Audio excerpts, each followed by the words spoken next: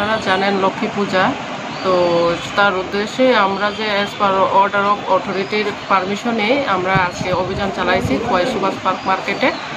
তো কিছু যে যে দোকানগুলা বাজি বিক্রি করছে ওই দোকানে যে শব্দবাজি যে যে ইলিগাল যেটা বাজিগুলো আছে কিনা ওইটা রেড করার জন্য আমরা ম্যাডাম টোটাল কত হাজার টাকা শব্দবাজি মানে বাজেয়াপ্ত করেছেন ওই দোকানগুলোতে অভিযান চালিয়ে?